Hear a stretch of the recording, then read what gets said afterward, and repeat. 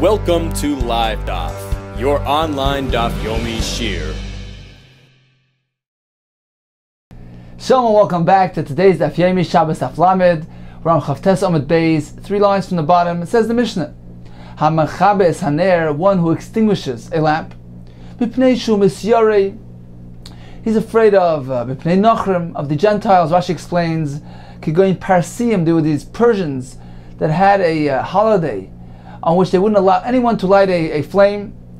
Manichan oir, only ela beveis avodas elilim shalahem, only in their place of worship. So you need to extinguish this lamp due to a safety concern of these Gentiles.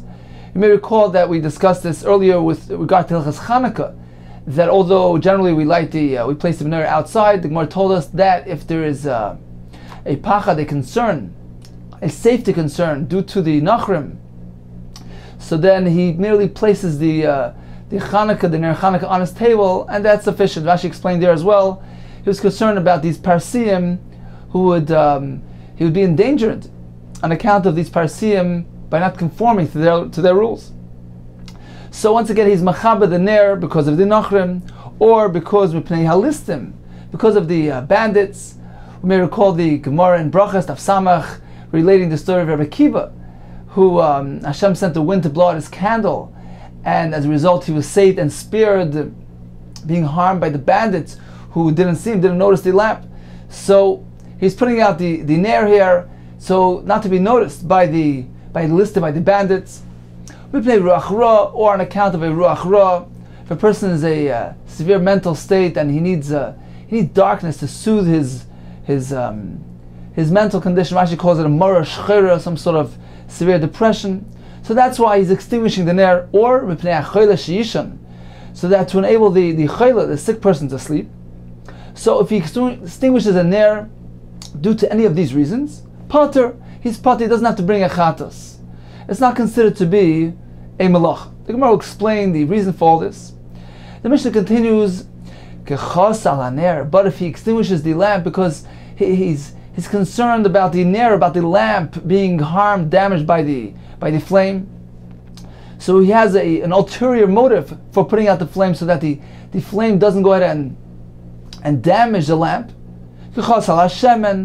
Or he's concerned about the supply of oil, that it shouldn't get diminished, so he's putting out the lamp to preserve the rest of the shemen. Or he's concerned about the wick burning down. Chayev. All these cases of extinguishing a Ner is a malacha of mechabe, and he's chayev. It's chayev achatas. Rabbi Yossi poite bekulam. Rabbi Yossi says all these cases of kechas al Ner, kechas al shemen, he is poter.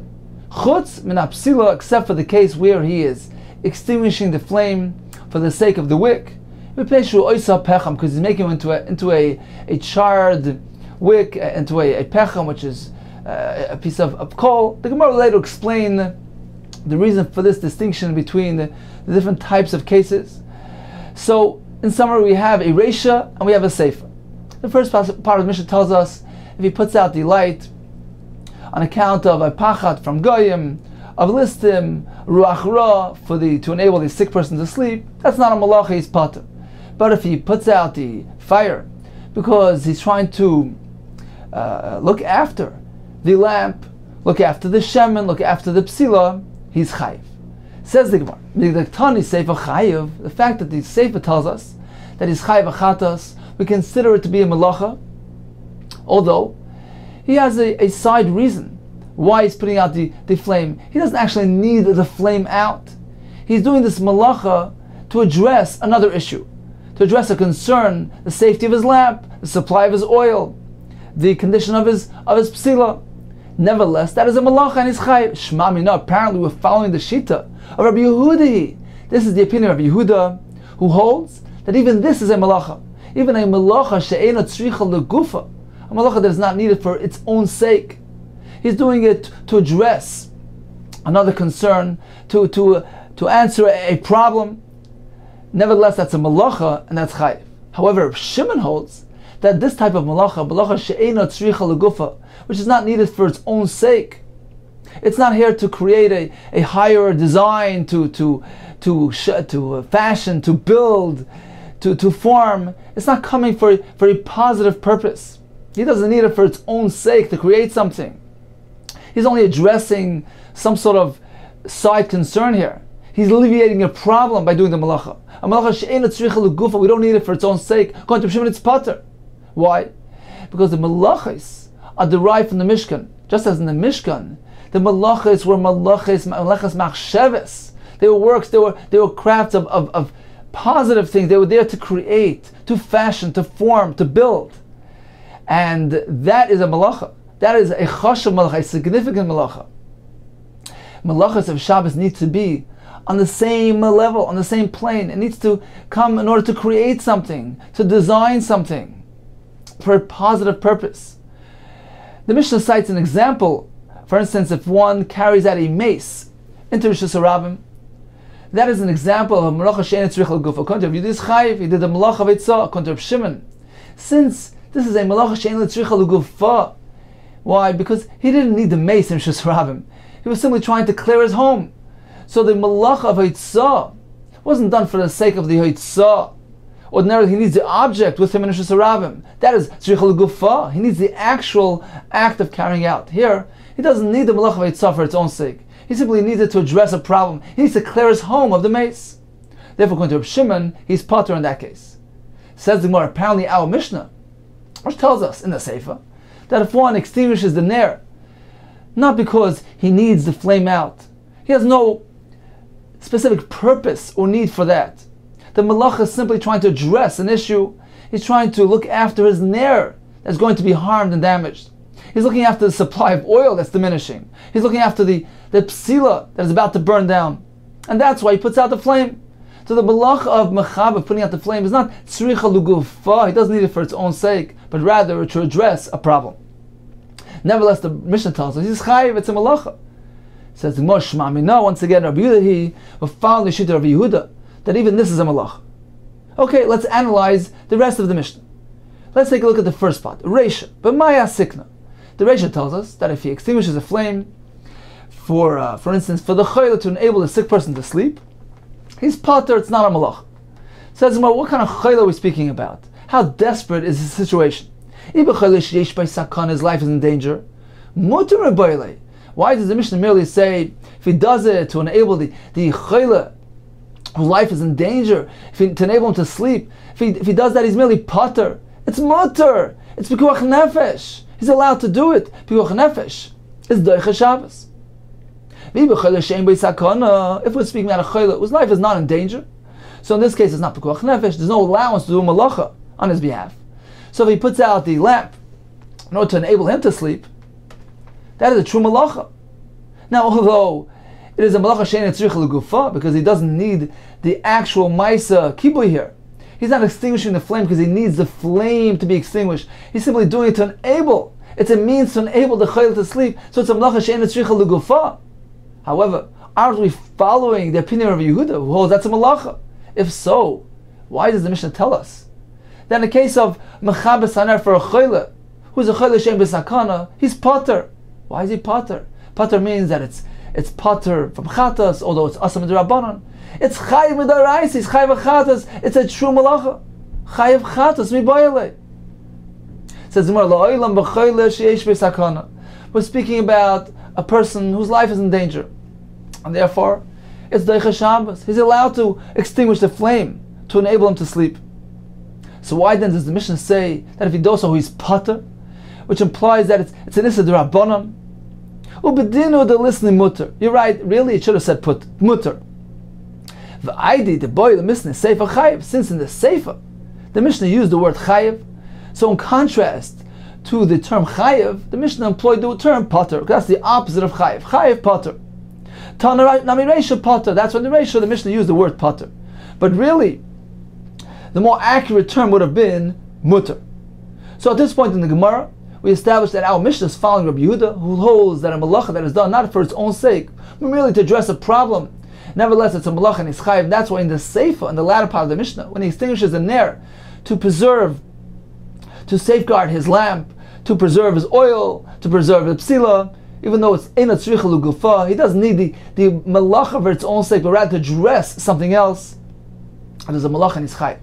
In the Reisha, in the first part of the Mishnah, when he is Mechaber the Ner, on account of the Nachrim, the List, and the Rachra, or the Kollel Sheisha, we're speaking about situations of Pikuach Nefesh. And certainly it's mutter. The Mishnah uses the word putter simply to contrast the term used in the Sefer. Okay, continues the Gemara about the Tanur of Yehuda. How are we going to explain the Brayser of Yehuda, who tells us if he extinguishes the ner imishvil achoyle sheishan lo yechabe, he shouldn't put it out. V'im kiba pater aval aser. If he does it, he's pater from mechatas, but it's asur midrabanan. What are we speaking about? What type of choyle? Says the Gemara, hi b'choyle she'en bo sakana. We're speaking about a choyle she'en bo sakana whose life is not in danger. Therefore, he's not allowed to initially put out the lamp. It's not mutter. But why is it pater? Why isn't it a malacha? Why is it only an issa d'Rabbanan? Concludes the Gemara. V'Rab Shimon, apparently he's following the opinion of Shimon, who holds that extinguishing a flame for a side purpose, for a side benefit, to enable the chayla to sleep, it's not tzricha lugufa. He doesn't need the malacha for its own sake, to create, to craft, to fashion something from it, to achieve a positive result. It's merely to negate a problem, to remove an issue here. So that is a malacha according to Yehuda, but not according to Shimon. And therefore, Rabbi Yisrael tells us that if he puts out the lamp for the chayla who is ein bo sakana, it's not mutter, but it's also not chayiv chatas. It is pater aval aser. So once again, we have a Mishnah which teaches us various halachas, putting out a lamp for a chayla sheyesh bo sakana. According to everybody, that's mutter. That's pikuach nefesh. What about a chayla she'ein bo sakana? In that case, we have a machlekes. That is a malacha she'ein l'tzricha l'gufa. He's not allowed to do it. But if he does it, the malacha is not achieving a positive result. It's merely to address a problem, to allow the chayla to sleep. Therefore, the Gemara told us that according to Rabbi Yehuda, he is chayiv because it's a malacha. According to Rabbi Shimon, it's not a malacha min ha-Torah. It's pater, but it's asur midrabanan. What about if he extinguishes the ner because he's concerned for the safety of the lamp, or the shemen, or the psila? That too is a malacha she'ein l'tzricha l'gufa. According to Yehuda, he's chayiv. It's a malacha d'oraisa. According to Rav Shimon, he's pater aval aser. The Mishnah concluded with Rav Yosi, who split the cases. Certainly he holds that a pikuach nefesh is mutter. He also holds that a chayla she'en bo sakana would be pater aval aser. However, in the last case of the Mishnah, putting out the flame because he's concerned for the safety of his lamp, the oil or the psila, he split the two. He split between the cases. He said, well, if the concern is for the ner and the shemen, in that case, he's pater. However, if it's done for the sake of the psila, he's chayiv. And the Gemara later on, the Daf Aleph, will expound on the reason behind Rav Yosef's sheet. Continues the Gemara. Shol she'elazu, this question was asked le'ela Rav Tanchum, in front of Rav Tanchum, the Min Nevi. So this question was asked of Rav Tanchum, the Min Nevi, from the place called Nevi. What was the shaila? Ma'u l'chabes b'tzina denura. What is the halacha regarding extinguishing a flame of a tzina denura, of a candle, of a lamp, mikhamei bi'isha b'shabbat, for the sake of a dangerously ill person, for pikuach nefesh? Can one do it on Shabbos? It's pikuach nefesh deich Shabbos. So he responded, Pasach v'amar. He began with a drasha. He didn't directly relate to the halachic question posed before him. As Rashi explained, there were many people present, nash, women, amir aretz, and their custom was to begin their presentation with divrei agada, divrei drush, which would draw their hearts and arouse their interest in the topic at hand. So he began with a drush, with an agada, which was somewhat loosely related with the halachic discussion that he would proceed into. And he began as follows. Pasach v'amar. He began as follows. Ant Shloimei, there's a Gersa Malka. You, Shloimei Melech. It was as though he was addressing Shloimei Melech directly. An Chachmasach. Where did your wisdom go? An Suchlisanusach. Where did your understanding go? Why? It's not enough that your words appear to contradict the words of David, your father. Ella, your words seem to contradict each other. What does it mean? David Avicha Amar, the father David said as follows in Tehillim, Loi HaMeisim Yahaluka. People that already passed away, Meisim, they have no ability to praise Hashem. So, apparently a person in his lifetime is superior than the Meis. He has the ability to praise Hashem. So that was David HaMelech in Tehillim. Va'at Amris, however you, Shlomo HaMelech, say, in Koheles, V'shabeach ani es ha-meisim, I praise those who already died, shekvar meisu, already died, min ha-chaim, asher heima chaim adena. That is the conclusion of the pasuk. So I praise the meisim, they are superior to ones who are living. So this is in contradiction to David HaMelech, who tells us that one who's alive is superior than one who's meis. That's one problem. You contradict the words of David HaMelech. Number two problem is that your own words seem to contradict each other. Because here you say, I praise the meis. Then you went ahead and you said just the opposite. A kelev, even a dog who is alive, since he is alive, he's at a greater level. He's superior than even a lion who is dead. So one who is alive seems to be better and greater than one who is dead. So you're contradicting yourself. Which one is greater? One who is alive or one who already passed away? Says Malay Kasha, it's not difficult. What was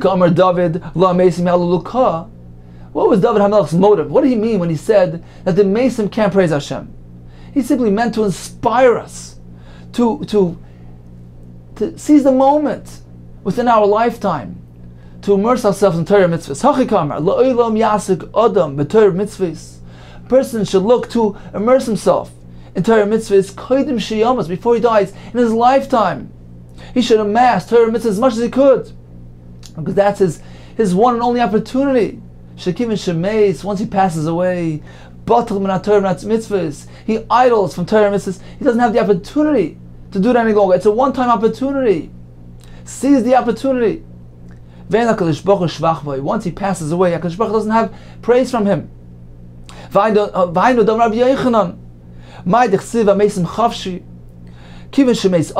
a person dies,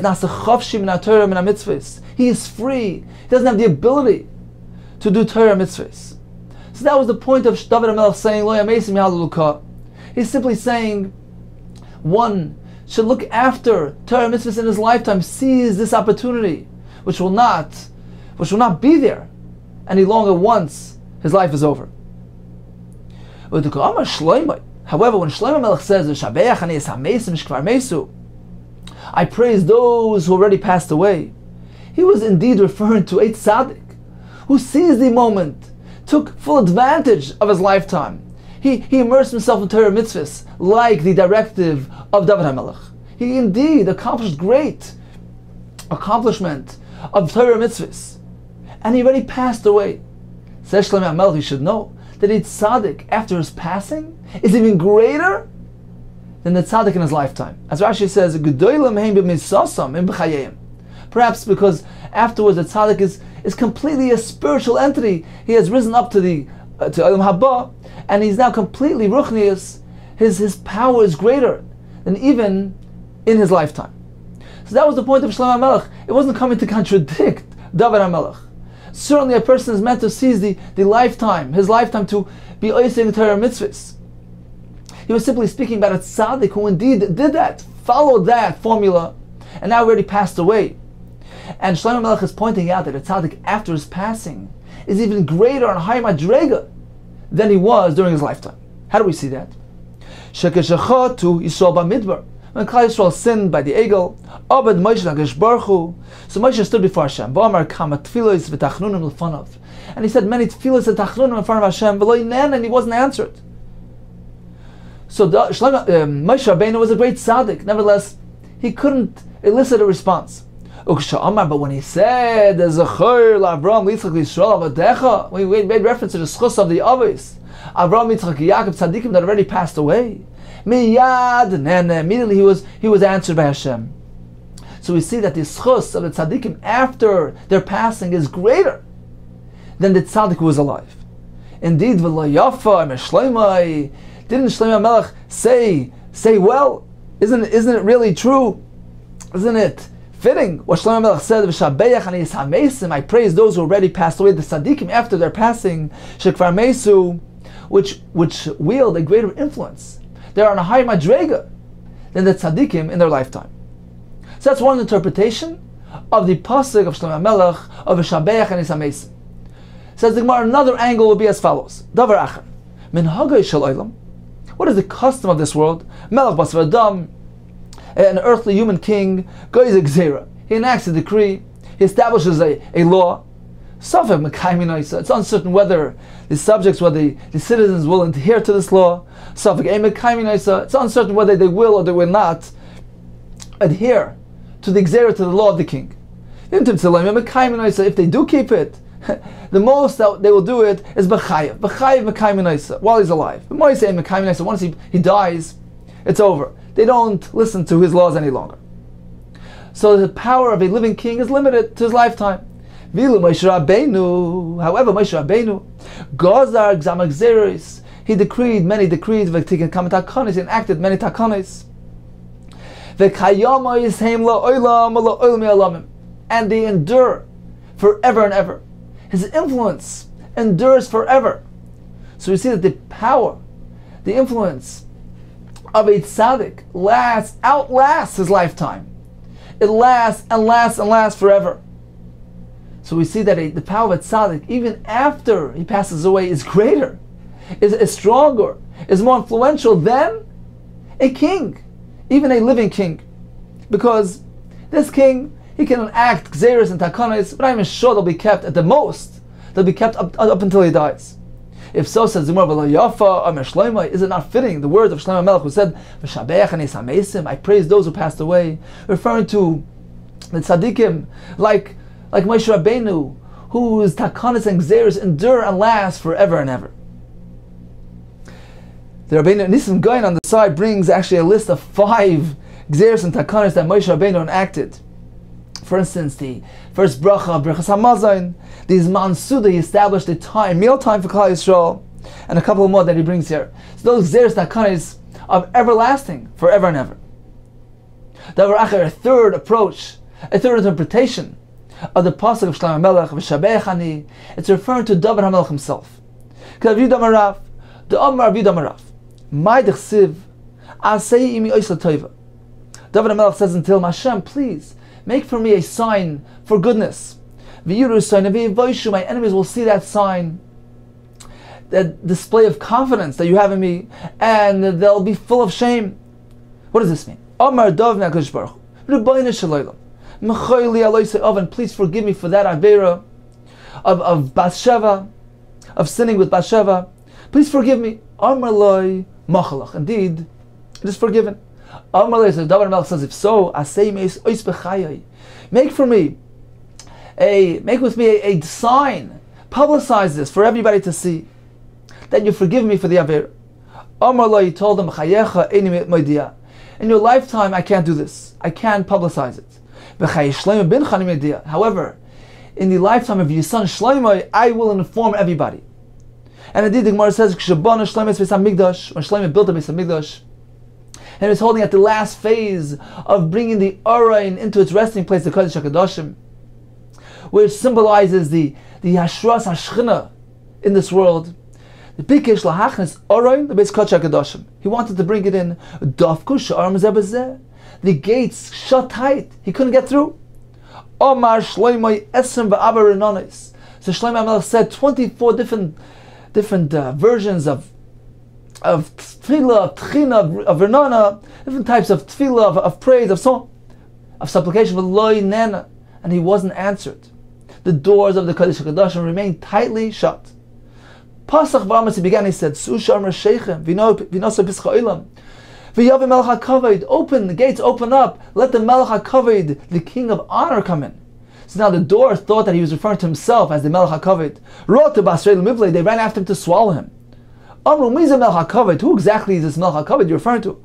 Amru, no, I'm referring to Hashem. Hashem is his V'gibor. And indeed he repeated it again with more clarity. Chazar ba'amar, Sushar Mershechem. So lift your heads, open up your doors. Who is this? Hashem Tzvachos, who melech hakavod tzela. So throughout all this, he was not answered. However, Kivan the Sha'amar Hashem Elokim al Tashev Pnei Meshichecha. Don't turn back the face of your anointed one. Zachra Lechazdei David Avdecha. Remember the chasad and the goodness and the kindness, the good deeds of your servant David, my father. Miyad Nene. Immediately he was answered. At that moment, Nehevchu Pnei Kol Soini David. The faces of the enemies of David blackened. Rashi says, like the mishpach of Shaul and Shimi, they were enemies of David. They considered him to be a sinner. Their faces blackened, keshule kedera, like the bottom of the pot. V'yodu kola'am v'chol Yisrael. Everybody knew. Everybody saw this clear sign, this display of confidence from Hashem and David HaMelech, this high regard in David HaMelech's righteousness. Look, it was b'schus David HaMelech and not Shlomo that the Shurim of the Kodesh Kadoshim opened up for the Orain to arrive at its resting place, to bring down the Shekhinah in this world. This was the climax of the building of the Beis HaMikdash, the final phase. And this happened only on account of David HaMelech. So everybody knew that he was a tzaddik.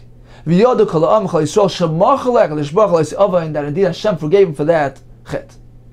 Says the Gemara, isn't it not suitable, fitting the words of Shlomo,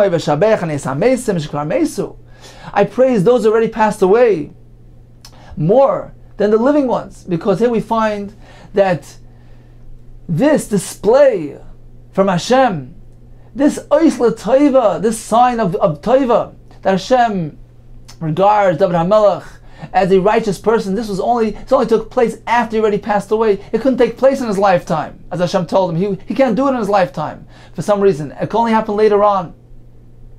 And indeed, we see that after his passing, he merited this display, this oisla toiva from Hashem, something which he didn't merit in his lifetime. Shabech and Yisamesim, more than in his lifetime. Continues the Gemara.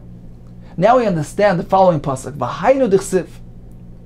B'yom hashmini, shalach hasam, shilach hasam. So on the 8th day, the Gemara tells us in Ma'at Katan that they celebrated a Chanukas Habayis. When they finished the building of the Beis HaMikdash, it was a 7-day celebration, the 7 days preceding Sukkot, including Yom Kippur. They ate and drank Yom Kippur. They had a source from a pasuk that they may do so. So they had 7 days of celebration, and then came the 7 days of Sukkot. And finally, after Sukkot, on the 8th day, so he sent away the nation, sent them back home. And they blessed the king. They returned back home. They were happy, and their hearts were gladdened. I'll do to the goodness Hashem did for David, his servant, Yisrael Amai. The Gemara will explain what are all these references in this pasuk. Number one, they encountered their wives in a state of purity. Smechem means they enjoyed the bliss, the ziv hashchina. V'toive leiv is referring to all their wives conceived and gave birth to a zachar. Al kol hatoiva is referring to is referring to the above mentioned story. That Hashem displayed that he was Michael David HaMelech on that sin, as we described earlier. Yisrael Amai. Finally, that was the last item in the pasuk. The Torah that Hashem did Yisrael Amai, as Rashi explains in Ma'at Katan, according to one version of Rashi, that there was a baska that came out and informed Klal Yisrael. Don't be concerned about that fact that you ate on Yom Kippur. Klal Yisrael was still somewhat edgy and concerned. Perhaps it was a chet. So the baska came out. The achlu avon Yom Kippur. It was made clear that Hashem forgave them for the sin of eating Yom Kippur.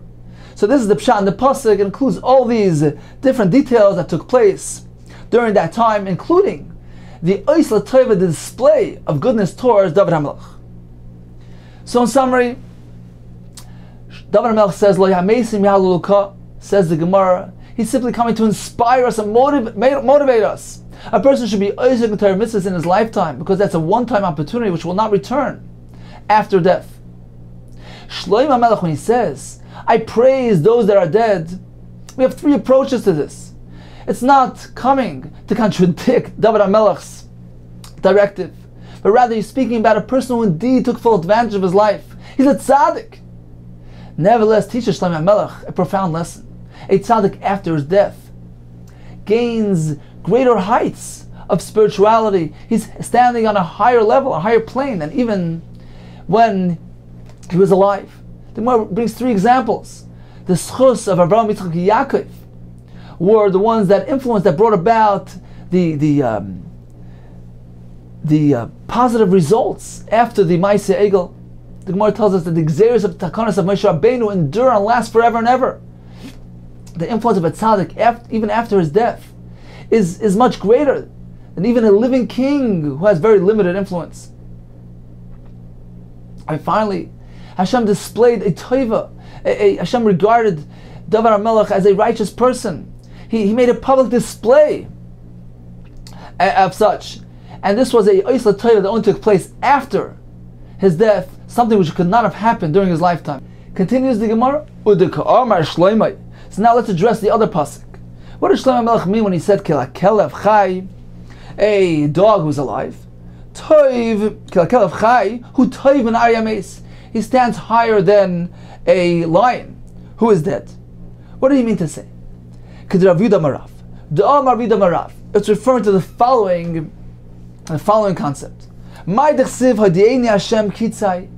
HaMelech told Hashem, inform me. What does this mean? It says in Gemara, Amar David lefnei HaKadosh Baruch Hu, Rebbeinu Shalom, Hodi'eni Hashem Kitzai.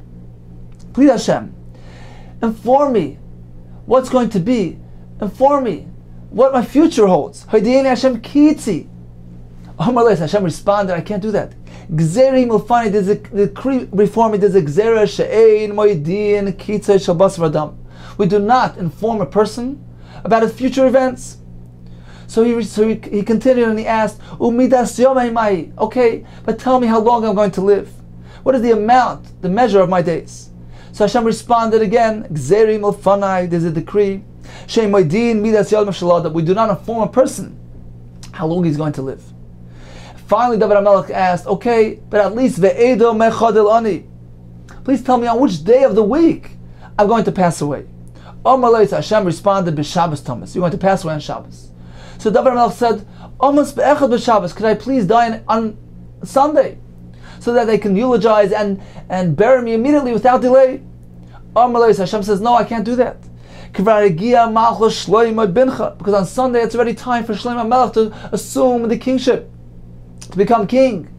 You can't interfere with the predestined time allotted for Shlomo HaMelech to be the Melech. A kingdom is not meant to interfere with the other malchus, even the width of a hair. So you can't interfere one with the other. You must be nifter, you must die on Shabbos and not on Sunday, because that will interfere with Shlomo HaMelech's reign. So David said, okay, almost be'erev Shabbos, let me die a day earlier.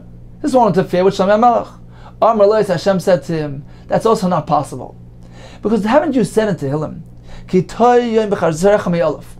David HaMelech said, a day in your courtyard, a day of involvement in Torah mitzvahs is greater than 1,000. What does this mean? Says Hashem, I agree with that. 1 day of your involvement in Torah is greater, is superior, is more precious and valuable and dear to me. 1,000 karbanos Shlomo bincha laker lefanei al mizbeach. That Shlomo your son will offer on the mizbeach. Indeed, happened that Shlomo Melech eventually was makar 1,000 oilos on 1 day. So Hashem is telling him 1 day of your immersion in Torah is greater, is more valuable than all the karbanos, the 1,000 karbanos of Shlomo your son. So I don't want you to die a day earlier and lose a day of Torah. Okay, so he didn't know how long he's going to live, but at least he knew on which day of the week it's going to be Shabbos. Says the Gemara, Kol Yoyim de Shabbata. On all these Shabboses throughout the years, he wanted to protect himself from the Yetzer Hara, from the Malach HaMavis. Says the Gemara, Havi Yosef v'Garis Kol Yoyim. David HaMelech sat and learned continuously, non-stop, throughout the entire Shabbos. This will serve as a protection from the Malach HaMavis. He can't approach somebody who's actually learning. Says the Gemara, Hu Yoima. On that day, the boy lemenech nafshei, that indeed it was destined for him to die. Kam Malach HaMavis kamei v'liyachlei. The Malach HaMavis tried to approach him. He couldn't access him. He couldn't harm him because he wasn't stopping his learning. His mouth was continuously uttering words of Torah. Omar may avile. So Malach HaMavis was stuck. He was in a predicament. He says, what am I going to do? So he had an idea. Havale bustana. So there were, David HaMelech had some trees, an orchard behind, a chayre base behind his house. Also Malach HaMavis. So Malach HaMavis came along. Solik, he went up, ubachash bilana, and he shook the trees and let forth a loud noise. It sounded like a hurricane. Nafik l'michses, David HaMelech went out to see what's going on here. Haves solik v'dargi, he was going up the steps. Ifchiz dargim etuse, one of these steps collapsed. Ishtik. So due to the pachad, the fear that gripped him, he became silent for a moment. And at that moment, Malach HaMavis seized the opportunity of a nach nafshei, and he was nifter. So David HaMelech was nifter, he passed away. Now Shlomo had a halachic quandary. Sholach Shlomo medrasha. Shlomo HaMelech asked a shayla halachic question to Beis Medrash. What should I do? Abba meis umutal b'cham. My father's lying in the sun. It's not kavod the meis. It's not respectful. That's one question. What should I do? Uklavin, number two, he wanted to know. The dogs of my father's home are hungry because to feed the dogs the remnants of the king's meal. So now they're hungry. What should I do? How could I feed them? Ma'asa, what should I do? So from the Beis Medrash, they responded to both questions, and they told him as follows. So they began with the second question of the dogs. Cut up an avela, that animal, and place it before the dogs. It's not muksa. You couldn't feed them in this manner. What about David HaMelech, your father, Vavicha, who's lying in the sun, Hanach Alav Kikar Tinak? You must place a kikar, a loaf of bread, or a child on him. By doing so, this allows you to be metaltal, to move the muktzah item, vitaltaloi, and you can move him to the shade. Otherwise, he's muktzah. That person is muktzah. Chachamim provide a certain allowance, specifically in the case of a mace, on account of kavod abriyos, honor and respect for the mace. So you may do this eitzah, this solution of placing a kikar tinak, which is something not ordinarily done by muktzah. This is an exception for the kavod hames. So they answered both questions. The klavim, no problem, straightforward. Give them the nevela. Your father, you need to do a whole arrangement in order to move him out of the sun. If so, says the Gemara, indeed, this is not fitting the words of Shlomo, who says, a live dog is greater than an aryeh, referring to his father, David HaMelech Hames, because in order to feed the dogs, it's very straightforward, just give them the nevela without any arrangements. In order to move his father out of the sun, he needs to get a kikar, a tinaik, otherwise it's a problem. So we see that the klavim have some sort of advantage, even over the Ari Hames. Rashi has another explanation. Where do we see that the Kelev is superior than the Ari Hames? Because we find that their sequence, their order of response was the opposite of the way he presented the Shilas. He asked firstly, what about my father? Secondly, what about the dogs? And we know in Pirkei Avos it says that one is meant to respond in the same sequence as the question was presented. Here they switch things around. So apparently they placed more importance to the question of the dogs. Since they're alive, they need to be fed.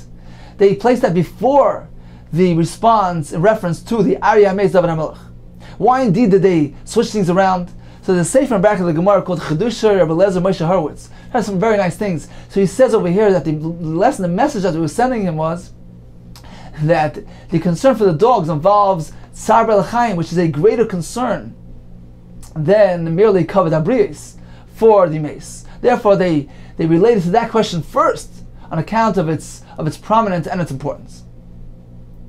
Continues the Gemara. Okay, so it was Rav Tanchum, the Min Nevi, who sought to draw the hearts of his audience into the discussion, into the drush, into the agada, to arouse their interest in the topic being discussed. And finally, he's going to proceed and address the halachic question that was posed before him. May one extinguish a candle to enable a dangerously ill person to sleep on account of pikuach nefesh? Is that mutar or asur? Concludes the Gemara, Regarding that question that I've asked you. So Rashi says certainly it was the opposite. They asked the question to him, but he referred to it in a derech anov, in a humble manner. The question that I've asked you, may one extinguish a ner for the chayla? So he says, surely. Why? Ner kriya ner. A ner, a candle, a flame, a lamp is called ner. V'nishmasa shel adam kriya ner. The neshama of a person as well is referred to as a ner. As Rashi says, ner lekim nishmasa adam. If so, we have an equation. A ner versus a ner. Which one takes precedence? Mutav tich b'ner shabas adam is preferable to extinguish a man-made candle on account of a concern to preserve and maintain the ner, the neshama of HaKadosh Baruch Hu. So certainly, of course, you may extinguish the ner. It is mutter because it's pekuach nefesh. Now Rashi points out this is not really the source of the halach of pekuach nefesh.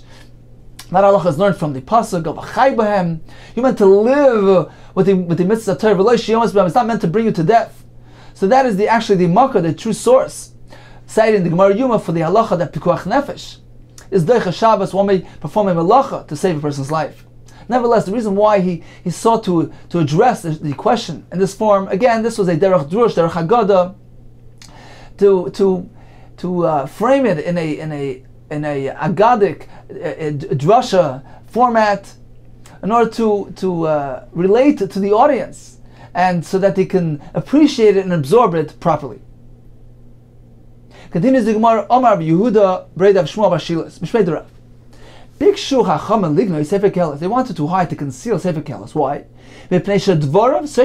We find words in there that contradict each other. Why indeed did they not do so? We find that the beginning of Sefer Keles as well as the ending makes reference, extols the high virtues of Divrei Torah. So as Rashi says, once the beginning and the end refer to Divrei Torah, we can presume that in the middle it also contains good lessons. Therefore, they didn't want to hide and conceal it. Where do we find that it begins and ends with Divrei Torah? What gain, what profit does one have from all his toil and his work? That he toils under the sun. What does it mean, toiling under the sun? If one toils and works with regard to worldly matters, worldly activities, under the sun, that doesn't produce gain or profit. It is something only temporary. It doesn't have eternal endurance.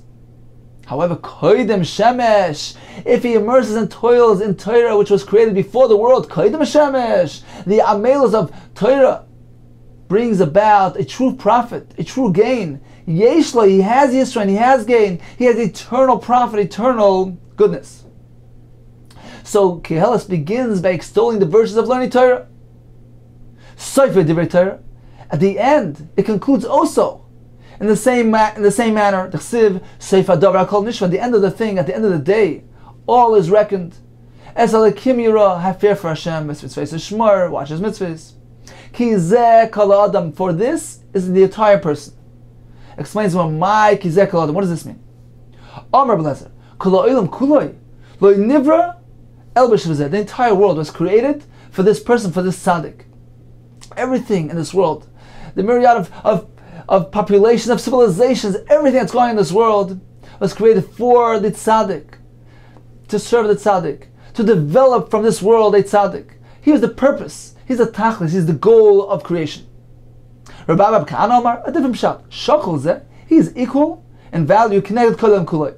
He's in his own world. He's pursuing spiritual pursuits as opposed to the whole world who's involved in material matters. So he's like in his own entity, like his own world on his own. But he is equal in value to the entire world. Shimon ben Nazi Omer. Some say it was Shimon ben Zayma Omer. Another pshat. Lo nivra kolelim kuloi. Ela letzevas lazeh. The entire world was created only to be an accompaniment for this person, to accompany him, so that he can reach out to them. He could influence them positively. So this is the beginning and the end of Koheles, which regards to the Divrei Torah in a very, very positive light. Okay, What were the words that were to each other? What was the problem with Inkahelas? So the Gemara says we actually have two examples of self-contradictory statements. First it says, Ksiv toiv kas mischok. Kas, anger is better than laughter. But then it says, Uksiv u'schok amarti mahoilol. Schok, regarding laughter, I said it's praiseworthy. Schok is a good thing. So one second, is it good or bad? So this is one contradiction. Another stira. Ksiv, it says, V'shibachta ne'es simcha, I praise joy and happiness. But then it says, Uksiv, l'simcha mazu oisa. So simcha, what place is there for simcha? So we have two contradictions here. Firstly, regarding schok, is kas better than schok? Or is schok good? Then we have a question regarding simcha. First he praises simcha, then he negates it. Says the Gemara, this is going to be the explanation. Loikash, it's not difficult. The pasuk that says toiv kas mischok, what it means is as follows: toiv kas mischok, toiv kas shekoyis hakadosh baruch hu al tzadikim l'mazeh. The kas, the anger that Hashem displays towards tzadikim l'mazeh, He puts them through difficult situations. It is greater, it is high in value, it is more dear, it is better than schok shemesachak hakadosh baruch hu al rishayim l'mazeh. The laugh that Hashem laughs on the Rishon means He gives them good experiences, pleasurable moments in this world. So the suffering of tzaddikim is greater in value because it cleanses the tzaddik. It enables them to earn the true reward in Olam Haba. That shows greater, it's higher in value than the positive experiences, that the Rasha experiences in this world, which actually serves to negate, to use up his chayil Olam Haba. So the schok, the laughter, the Rishayim, the positive experiences, it doesn't come close to the bitter, difficult moments of the tzaddik. So that's the first pasuk. Toiv kas, the kas for a tzaddik is better. It's more valuable than the schok of the Rasha, which actually caused him to lose Olam Haba, because he uses up his schar in this world. What's found in the second pasuk? Schok amarti mahoilol. Schok is meant to be praised. This is the schok, the positive experiences, the laughter that Hashem laughs with the tzaddikim. He gives them the bliss, the schar haba. That indeed is praiseworthy. So that's the pshat in the first stira. It's not a stira. You're speaking about two different things. Let's move on to the second stira. The pasuk says, "V'shibachta ne'es simcha." I praise simcha. So the simcha shel mitzvah. That simcha that's associated with the mitzvah. For instance, Rashi says the simcha chasam v'kala. That is praiseworthy. The other pasuk which negates simcha, what place is there for simcha? Simcha shein shel mitzvah. That's just plain simcha, which is not associated with the mitzvah. So indeed, simcha shel mitzvah is something positive. Simcha of simcha chasam v'kala, or plainly being happy, placing oneself in a positive mood, in a good frame of mind, which enables them to pursue spiritual pursuits, to learn, to daven. That itself is a simcha. This teaches us the Shechina doesn't rest. It's not from a state of sadness, of depression. Not when a person is lazy, because these things inhibit a person's ability to pursue, to be motivated, to do the right thing. Not from schok, which is frivolity, out of ridicule, idle conversation, just useless words. Shechina is shayra when a person is in a state of simcha shal mitzvah. So the simcha, in this regard, in this context, indeed a mitzvah, because it enables him to have ashras hashchina. So when he's b'simcha, for this purpose, for spiritual purpose, it is a mitzvah to be b'simcha, and that indeed is the pasuk of Shibachta Nes HaSimcha. Says the Gemara, what do we find that simcha brings shechina? Shenemar va'ata. This is Elisha, the Navi, speaking. Chuli managan, bring me a musician. And when indeed he plays his music, Hashem's hand rested on him. The shechina was shayr. So we see that shechina is a prerequisite, a precondition for one to have that shras hashchina. Same thing applies to learning. One needs to be b'simcha, which opens his heart. One should perhaps say a humorous quip to open his heart with simcha. This will enable him to absorb the words of Torah. As someone will say that when one begins teaching, is meant to say some word of humor, to be ma'ir the talmidim for simcha, and allow them to absorb the lesson. It's not only for Dvar Halacha, also for Chalom Tov, to have a good dream experience. One should go to sleep happy. Says the Gemara, is that so that Simcha is required for learning? Every Talmud Chacham that's sitting in front of his Rebbe, and his lips aren't dripping with mar, with awe, fear, and trepidation, they should be burnt. And we dash as follows: Al tikri mar, which is some sort of good smelling thing. Mar over, ela mar over. He's meant to have the bitterness. He's meant to the bitterness is meant to pass by his lips. Al tikri sheishanim ela sheishanim, when they learn. So when a person learns, he's meant to have awe, trepidation, fear, not simcha. Says Malay Kash is not difficult. It depends who. Habarabba, Talmud. The Talmud Chacham is meant to sit in front of his Rebbe with awe and fear. He's meant to negate himself, be mevatel himself to his Rebbe.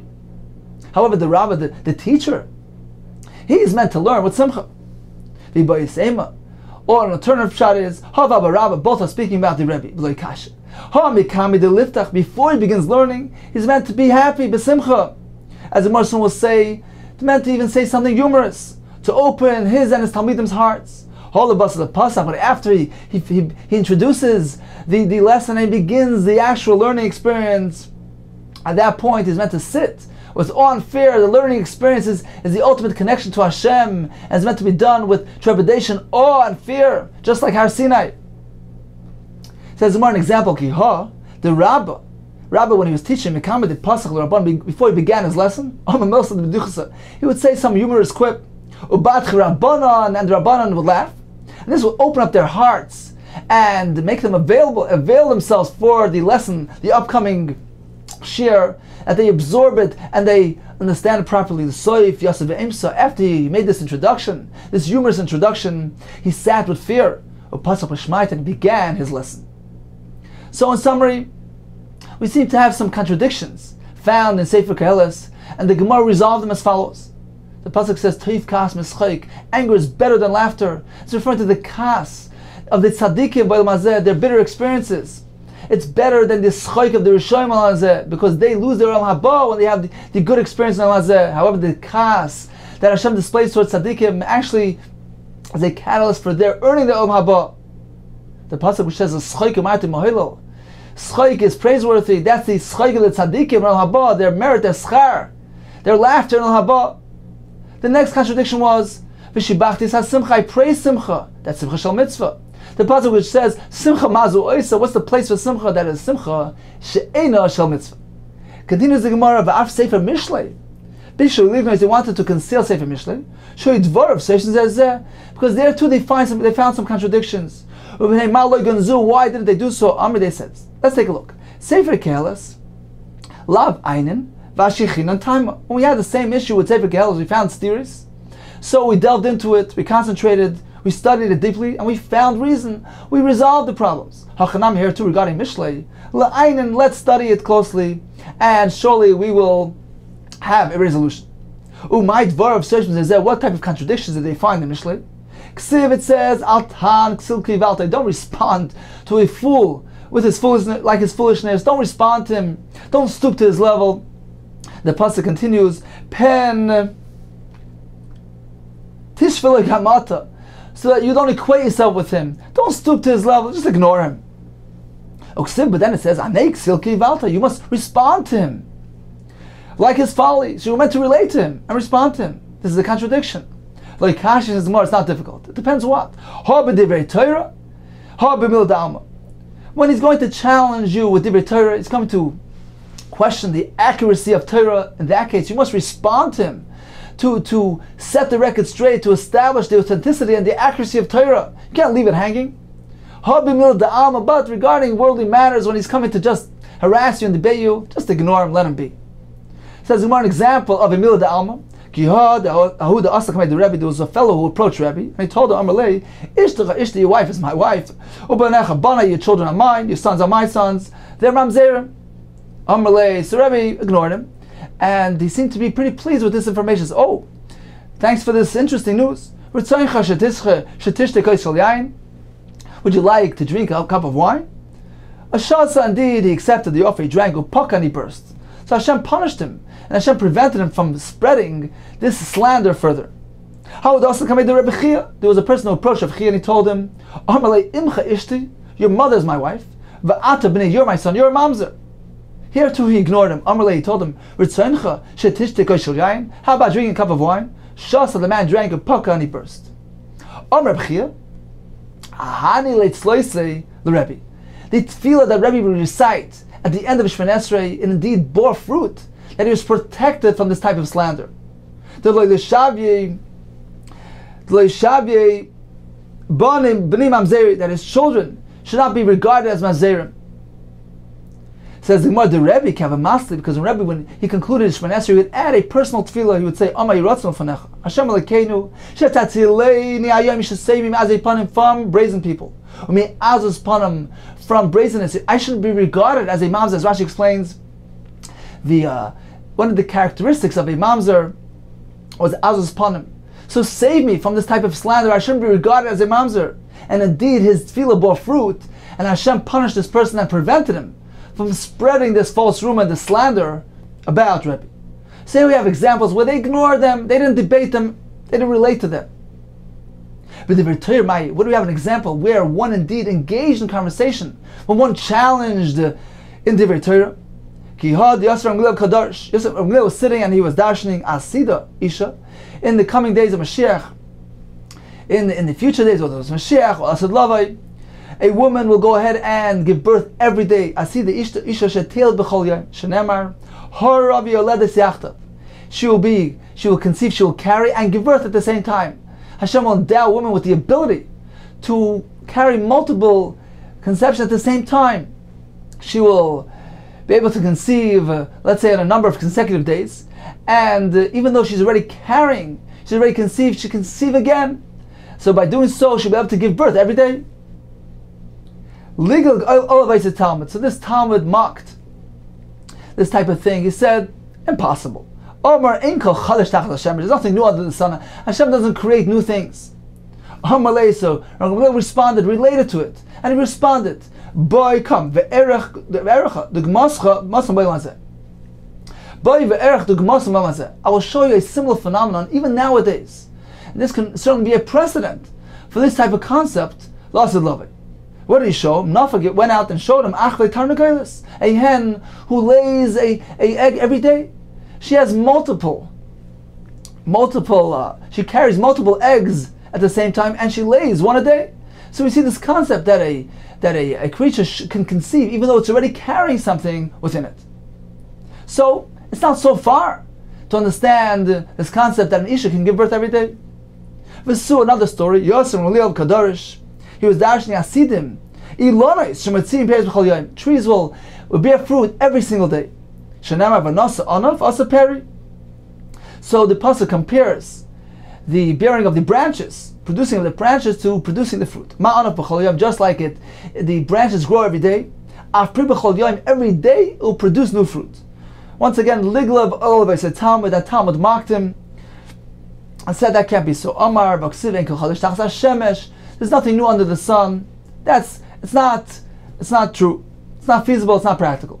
Amar lei, so Rav responded to him, boy, I'll show you a similar thing even nowadays. Nafak achvei tzolaf. He went out and showed him this plant called tzolaf, this caper bush, which has several types of things that it grows that are edible, and it produces them in succession. So we see this concept of production in succession. V'su, another story. Yasser Mulil Kadosh Asi Eretz Yisrael Shetoitzi, it will produce right out of the ground guskois, ready-made to eat bread rolls, ukli melas, and garments, material of garments made of the finer wool. Shenemar yi pisas bar baretz. This pisas bar will come out of the land. Rashi explains that pisas is referring to these rolls which resemble in their shape the palm of the hand, and pisas also refers to the wool. Ksoines pasim, bar is referring to sustenance, to food. So the pasuk describes the eretz producing these items, ready-made food, material, clothing. Liglev all of us at Talmud. So this Talmud mocked again. He said, can't be. Nothing new under the sun. Amalei, so Kollel responded, boy, come, I'll show you something similar in this world. I'll show you an example. Nafak achvi lekvein pitris. He went on, he showed him these types of mushrooms which come straight out of the ground and they resemble their shape a roll. So we see the earth produces ready to eat food. Vaklei melas, regarding those garments, material of wool, he showed him a similar concept of naver barkur, this woolly material which grows around the new branches of the palm tree. So we see that indeed woolly material is grown straight out of the ground, and certainly this can serve as a precedent for the phenomenon that we will experience, la'asad lavei. So in summary, we learned today that one who's mechabes haner, he extinguishes a lamp for pekuach nefesh, for chodesh v'akana, it's mutter. What about a chodesh ein b'sakana? That is a malacha she'ein tzrich legufa. According to Rav Yehuda, he's chayiv. According to Rav Shimon, he's potter. What about if he's concerned about the safety of his lamp? The supply of oil is psila. That again is a malacha she'ein tzrich legufa. According to Rav Yehuda, is chayiv. According to Rav Shimon, is potter. Rabbi Yossi says only chasala psila is chayiv. And the Gemara later will discuss that. The Gemara told us that lo yamesim yal luka, David Melech is inspiring us to be Isaac Torah mitzvahs in our lifetime. When Shlomo says, I praise the Mesim, he's referring to the schus of tzaddikim, which is greater than in their lifetime, the schus of Avraham, Yitzchak, Yaakov, the Moshe Rabbeinu's gzeros which endure forever, and David HaMelech was shown the sign of taiva, of righteousness, after his ptira, not during his lifetime. The Gemara told us in conclusion that certainly one may extinguish a man-made lamp for concern, to preserve, to maintain a heavenly made lamp, the neshama of a person, pekuach nefesh, is doicha, a malach of Shabbos. The Gemara concluded that there's no steer in Koheles. The pasuk which says that kas is greater than tzchaik is referring to the kas of the tzaddikim. Their experiences of kas in this world, which earns them the olam haba, which is greater in value than the positive experience of the rishayim in this world, which makes them lose their schar. When we are mishabech the tzchaik, we say tzchaik amarti mahoilal. That is the tzchaik of the tzaddikim in olam haba. When Shlomo said the shibachtes hasimcha, I praise happiness, that is simcha shel mitzvah. When he negates happiness, that is simcha she'eina shel mitzvah. And the Gemara finally tells us that a fool is not meant to be reckoned with. Don't regard him with importance. Don't just ignore him. But that's only when he comes and debates you regarding worldly matters. But if he's attacking the Torah, then you must set the record straight. And some Mepharshim say this refers also to the Yetzer Hara. When he comes and conjures all kinds of fantastic images of worldly materialistic experiences, one is not meant to relate to him. Don't stoop down to his level. Simply ignore him, turn the other way, and he'll go away.